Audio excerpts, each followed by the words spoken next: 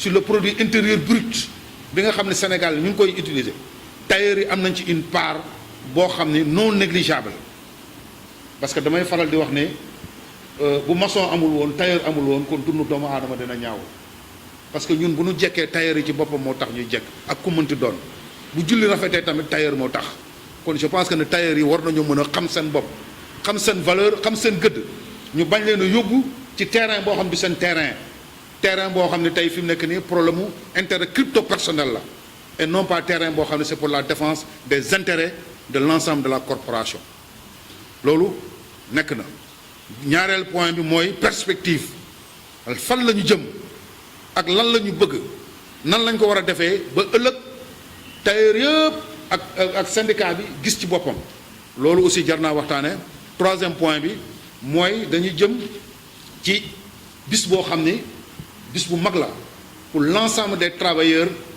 du monde entier et surtout plus particulièrement ñi nga xam ne ñu ngi liggéey dans le domaine de l'artisanat parce que bu ñu waxee 1er mai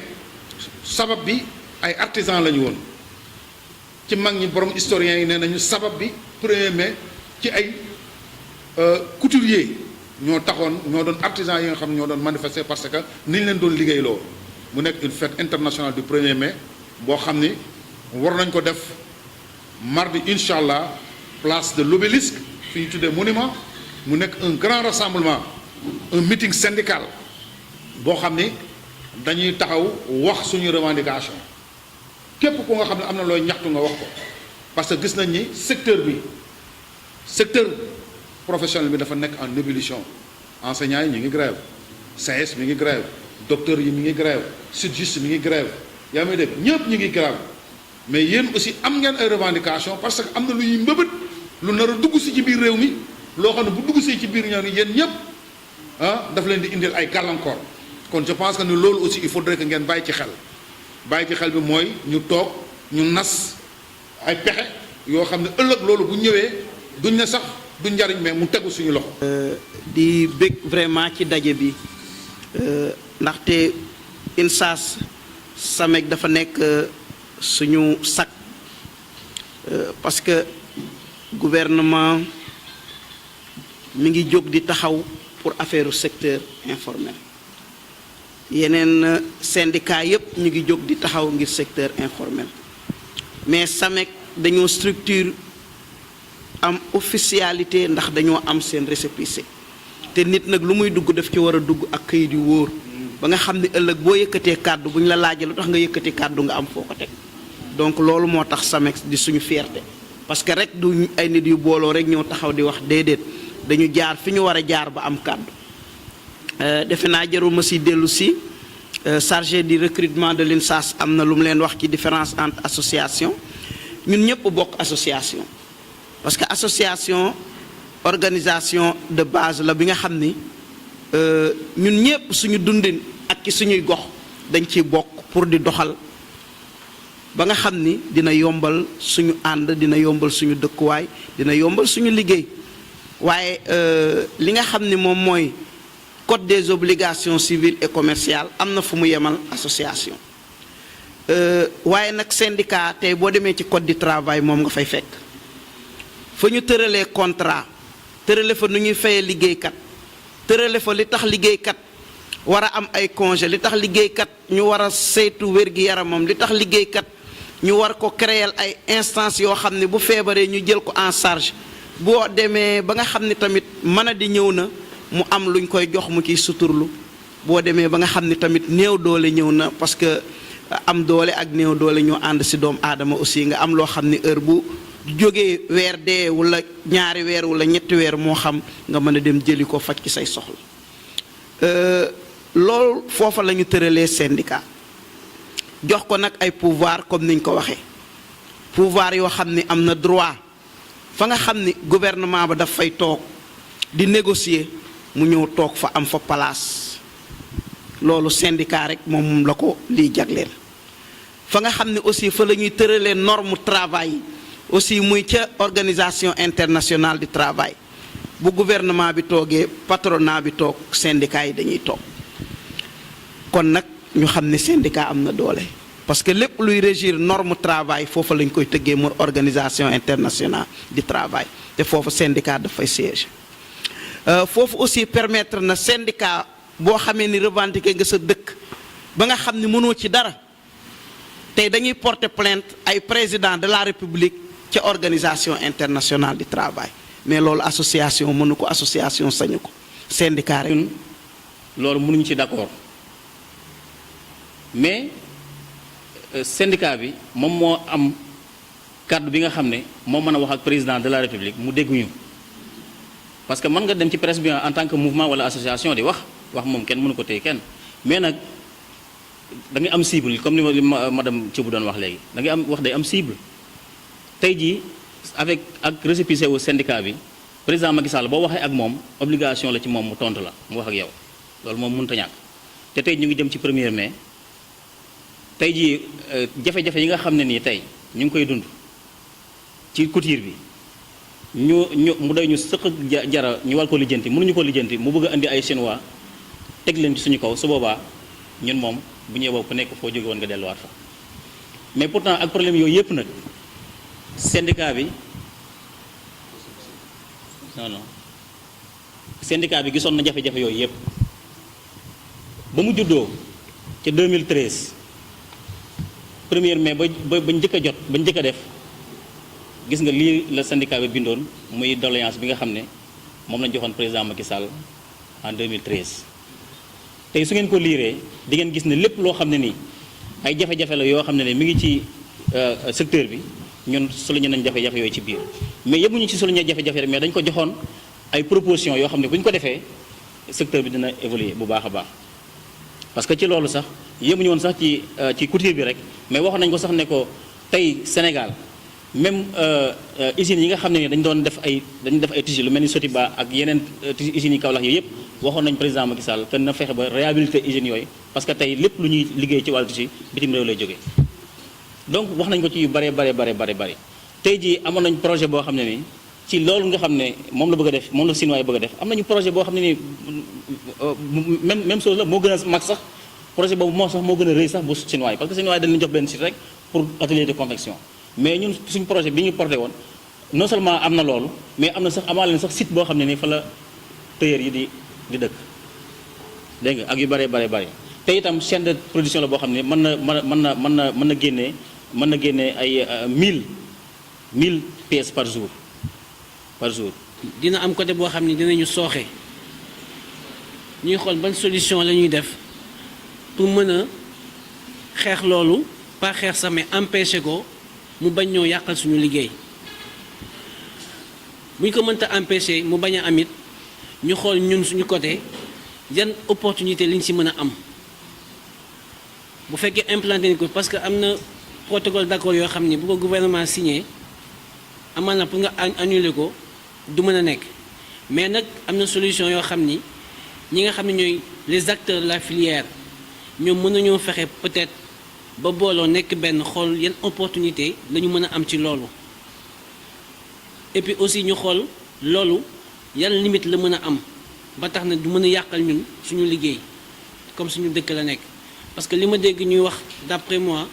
dañ koy implanter au Sénégal te usine de confection la confection yi duñ ko jaay waa Sénégal dañ koy jaay au niveau international mënuma comprendre nag naka ngay implanter ngay teg dara ci biir dëkk doo ko jaay waa dëkk bi bëgg ko jaay waa bitim réew kon loolu xalaat boobu man damay xool ni est-ce que loolu yenu na maanaa parce que ni ko waa bitim réew du soxlaa aussi waa Sénégal noonu lañ koy soxlaa kon boo nee doo ko jaay waa Sénégal bitim réew nga koy jaay kon loolu je crois que façon de parler la pour jéem a implanter wala boog jéem a ëlëm xelu nit ñi léegi ñun ñi nga xam ne ñooy les acteurs comme aussi loolu daf ñu concerner ñoo war a booloo xool ban système la ñuy jël pour mën a def ay négociations ba tax ñun ñu mën leen a limiter aussi ñu am suñu opportunité teg fa parce que yu mel nii aussi dañoo seetlu yeneen dëkk tey bu doon dañ koy implanter seen dëkk dinañ fexe ba convoquer les acteurs de la filière ñu yëgal leen ko ñu joxe seen xalaat mais dañoo ñoom def li ñuy def ba pare soog a yëgle kon ça veut dire que respect aussi amu ci on peut dire que ni ñun teguñu ñu fenn te boo xoolee population bi ñoom système économique bi nga xam ne moo ne ci dëkk bi ñun liñ ciy def dafa bëri daanaka boo xoolee sur 100% les 47% ñun la fii Sénégal ci côté artisanat bi donc pour ce 100% 47% bu fa génnee kon ça veut dire que ñun ñoo ci ëpp ñun couturiers yi kon bu ñu jëlee lii teg na suñu kaw kon yoon la léegi ñu am benn outil boo xam ne mën nañoo dimbali pour que loolu ñu mën koo xeex wane suñu bopp dañ ko war a utiliser. bon léegi man li may wax rek mooy ci cadre information laay joxe parce que si turu SAMEX dama demoon formation maag Talla octobre xam nga décembre ci CMU formation boobu moom la ñu delluwaat dekk ci tey ak suba bi loolu weesoo demoon naa man en personne beneen formation boo xam ne pour crédit mutuel de santé la boo xam ne dañ ko bëgg a tëral pour crédit de mutuelle de santé pour secteur informel national ñu def ci formation encore 2 jours ministre de commerce ñu ngi ci activités yi parce que fi mu ne ni lundi la ñu war a seet nu ñuy def pour def nu ñu def lancement carte yi ak yooyu parce que dañu préparer pour lancement grand théâtre ak président waaw information yooyu laa bëggoon joxe nga xam ne maa ngi ci di gërëm EG di ko wax ne ko macha allah gaa ñi ñëwuñu mais ñett ak ñeent ñu ngi doxal bon di sànni tuuti kàddu rek ci projet bi nga xamante ne moo ñu fi tax a taxaw tey ah président def na mais ñun tam def nañ parce que gëmuñu woon suñu bopp ndax syndicat bi mu ngi bëgg a yàgg parce que affaire boo ko gëmee la ma waxoon syndicat du génne xaalis waaye tey soxla na xaalis tey xaalis la parce que xaalis la ñuy xañ kon ku ñu oo réunion ñëwoo ah bu ñu gisul ku wax ñu def ñu nga keneen créé bosam man mi dëkk HLM tailleur yi dañu xamul encore valeur bi nu am man mi dëkk HLM instant bi may waxee yow nii pour te dire que ne doo nelaw ba bër set ñàkk yi ñu ngi fa fees dell ay bali yëre la ñuy yanu kon xam nañu tailleuru Sénégal li ñuy liggéey mais tailleuru Sénégal xamuñu li ñu am parce que bu la 1000 francs bi ngay ombee sa sër jaralee nga bañ dem wuy syndicat bi nga xam ne dalay kaasal ëllëg après conséquence bi mooy nekk nii parce que dëgg moom bu jotee dañ koy waxtaan rek après ñu ñëpp ñu bokkawaat nekk benn. gën a góorgóorluwaat fi femme bi jeexalee sànq rek ñun ñoo desee jàpp parce que kenn ku ci ne yaa ngi sëgg ci sa yëfu bopp rek yor sa benn association wala sa benn fédération comme ni ko Yat waxee ñun yàgg nañu liggéey bari nañ ay factuellement ni presque lu mat ay 10 ba 12 marché yoo xamante ni ñu ngi liggéey ak ñoom te marché bu nekk am na association ñoom ñëpp bu fekkoon ne association bu nekk même bu dee 2 personnes 3 personnes ñoo adhéré fii rek konoon wees nañ fii te kenn bu ñëwee adhéré ñaar ñett rek bu dem bu ñëwee li ci ëpp solo nag mooy ñun ñii ñëw fii nii luñ fi jot a waxtaane bu ñu demee ñu yeggee ko association yi parce que li ci gën a bari ñii ñëw dañuy dem rek toog donc am na ñoo xamante ni information mooy desee jàll comme ni mu war a jàllee léegi nag à partir de là ñun di nañ fexe ñun ñi nga xamante ni ñu ngi ciy ñëw bu ñu demee ñu gën a ñaax ñi ñu bàyyi woon gën leen wax liñ fi fekk lan la pour ñu jéem a adhéré ñu bañ a nekk ci sëgg ci asu parce que li ñu gën a sonal tailleur mooy temps problème mu temps koo wax rek dafa yàkkamti koo wax rek mu ngi am soxla koo ci baloo liggéeyam pour nga dajale juróomi nit problème la waxuma la nag nga am ci yenn kii. ñu ngi delluwaat di nuyu ñëpp di gërëm ñëpp di leen ziar bu baax a baax di féliciter aussi Yad parce que dañuy wax jotaay boo ci demee rek boo ci jàngee rek xam nga jotaay bi du pertement man c'est la première fois may fréquenter SAMEX donte xam naa Yad peut-être il y a 2 ou 3 ans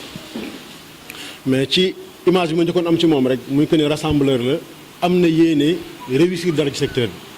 parce que ñu ci bari seen 30 minutes wala seen 1 heure de temps ñu ngi koy def ci lu ñuy def gagnant-gagnant mais duñ ko def ci jéem a coordonner ay milliers de gens te loolu dafa difficile ndax xëy na boo nekkee ci benn affaire pendant 2 ans 3 ans